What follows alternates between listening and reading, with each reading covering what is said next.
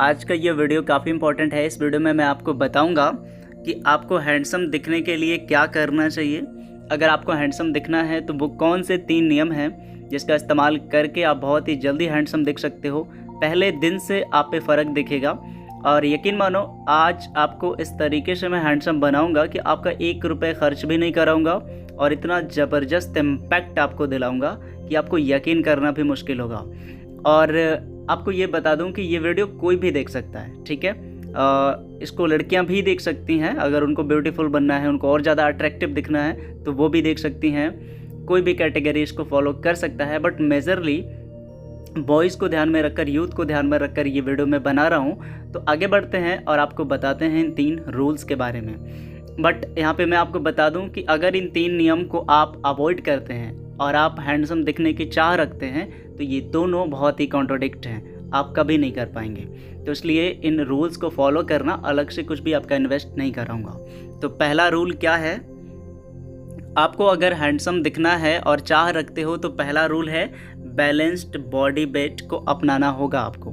आप अगर बहुत ही ज़्यादा थिन हो, ज़रूरत से ज़्यादा पतले हो, अंडर वेट हो तो आप भूल जाओ कि कोई आपको हैंडसम कहेगा। अगर आप ओवर वेट हो, ज़रूरत से ज़्यादा मोटे हो, आप मोटे दिखते हो, फैटी हो, तो फिर अगर आपको कोई हैंडसम कह भी देगा तो आपको लगेगा कि क्या मजाक कर रहे हो भाई, है ना। तो आपको ऐसा फील होगा।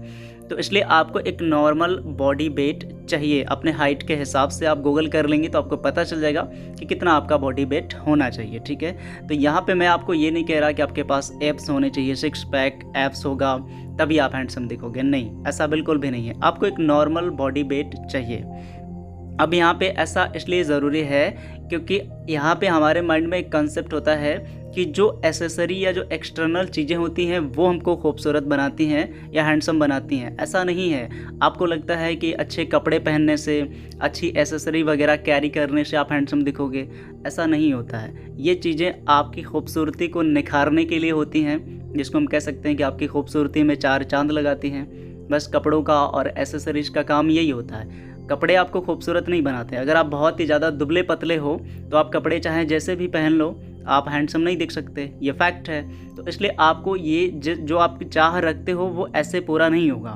तो इसलिए आपको बॉडी वेट जो है उसको बैलेंस्ड करना पड़ेगा। तो ये तो बात हो गई, लेकिन आपको मैं ब्रीफ में बता दूं कि यहाँ पे इसको करने के लिए आपको अलग से पैसे नहीं लगाने हैं। आपको बस सिंपल इतना करना है कि आप साइंटिफिक बेस जो है उसको अच्छे से समझ लो कि आपका मेटाबॉलिक रेट क्या होना चाहिए, मेटाबॉलिज्म कैसे काम करता है, बस इतना समझ लो। आपको कैलोरी का कंसेप्ट क्लियर हो जाएगा। आप बॉडी वेट बढ़ा भी लोगे, कम भी कर लोगे बिना किसी एक्सपर्ट के एडवाइस के, ठीक है। तो सिंपल सा काम आपको करना है। ये पहला रूल है अगर आप हैंडसम दिखने की चाह रखते हो तो। उसके बाद सब कुछ स्टार्ट होगा। अब आपको बताते हैं दूसरे रूल के बारे में। दूसरा रूल ये भी बहुत ज़्यादा इम्पॉर्टेंट है।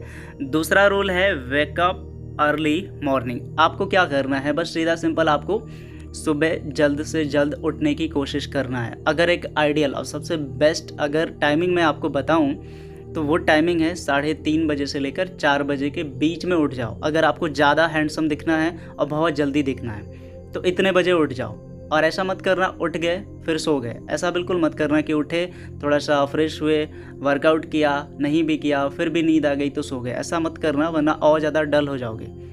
देखो, देर से उठने का सबसे बड़ा नुकसान क्या होता है, आपको आज तक किसी ने बताया नहीं होगा। अगर आप देर से उठते हो तो आपका इलेक्ट्रोमैग्नेटिक जो जिसको ऑरा कहते हैं, जो आपको इन आँखों से विजिबल नहीं होता है, वो डल हो जाता है, आपका रिफ्लेक्शन डल करता है। तो अब सामने वाले को आप पॉजिटिव नहीं दिखोगे, सामने वाले को आप हैंडसम दिख ही नहीं सकते कभी। तो ये हमेशा ध्यान रखो कि आपको हैंडसम दिखने के लिए बहुत ज़रूरी है जितनी जल्दी उठ सको उतना बेहतर है। 3:30 बजे से लेकर 4 बजे के बीच में आइडियल है। अगर फिर भी नहीं उठ पाते तो 4 से लेकर 5 बजे के बीच में उठ जाओ, ठीक है। अगर फिर भी नहीं हो सकता तो 6 बजे से पहले तो उठ ही जाओ। इसके बाद तो कोई भी आइडियल टाइम है ही नहीं। तो ये जो है बहुत ही इंपॉर्टेंट है। इसमें आपका क्या लगेगा, कुछ आपके पैसे खर्च होंगे क्या, ऐसा बिल्कुल भी नहीं है। बस आपको क्या करना है, एक सिस्टम बनाना है, ठीक है। तो अगर आपको हैंडसम दिखना है, और भी चीज़ें इसके और भी बेनिफिट है आपको अर्ली मॉर्निंग में उठने के, उस पे हम नहीं जाते हैं। फ़िलहाल के लिए इन शॉर्ट में इतना है कि आपको हैंडसम बनने के पर्सपेक्टिव से मैंने ये बता दिया है। आपको ये फॉलो करके देखना चाहिए। आप सिर्फ 1 हफ्ते तक फॉलो करके देखो, आपको इम्पैक्ट इसका क्या मिलता है। अब आपको बताते हैं तीसरे रूल के बारे में, ये काफ़ी इम्पॉर्टेंट है। तीसरा नियम है, अगर आपको हैंडसम दिखना है तो स्टॉप मास्टरबेटिंग। जितनी जल्दी हो सके आप मास्टरबेशन को स्टॉप कर दो। स्टॉप नहीं हो सकता तो एटलीस्ट कम कर दो, जितना हो सके उतना कम कर दो। यहाँ पे मैं आपको इस टॉपिक पे थोड़ा डिटेल इन्फॉर्मेशन दूंगा ताकि आपको क्लैरिटी हो जाए। देखो, मास्टरबेशन के फील्ड में हम साइंस की बात को नहीं मान सकते हैं। ऐसा इसलिए है क्योंकि इस फील्ड में जितने भी पॉइंट साइंस हमें देता है वो पॉइंट आपस में एक दूसरे को ओवरलैप कर देते हैं, आपस में एक दूसरे के कॉन्ट्रोडिक्ट होते हैं। तो फिर हम इस बात को कैसे मान सकते हैं? एग्जाम्पल मैं आपको देता हूँ। साइंस एक साइड में कहता है कि मास्टरबेशन से जो है स्ट्रेस रिलीज होता है और फ़ायदा होता है, ठीक है, ह्यूमन बॉडी को।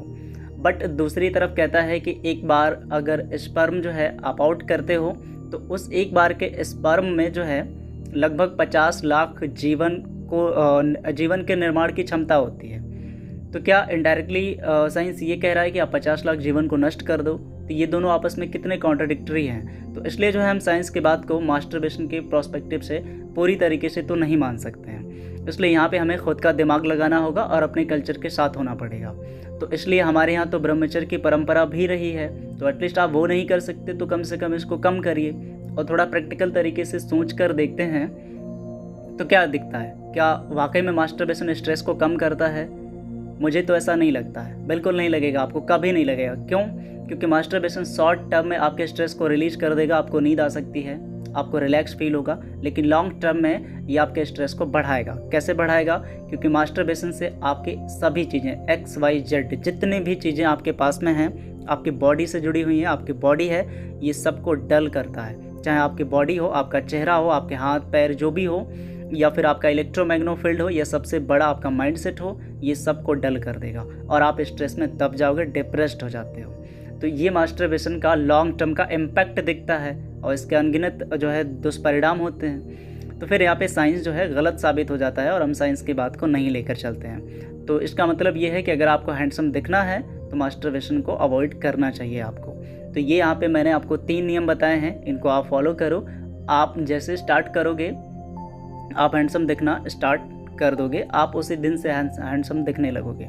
तो बस आज के इस वीडियो में मैंने आपको 3 रूल समझाए हैं, इनको फॉलो ज़रूर करना। अच्छा लगा हो तो वीडियो को एक लाइक कर देना, कमेंट में जो भी आपके क्वेश्चन हो उसको ज़रूर लिखिएगा।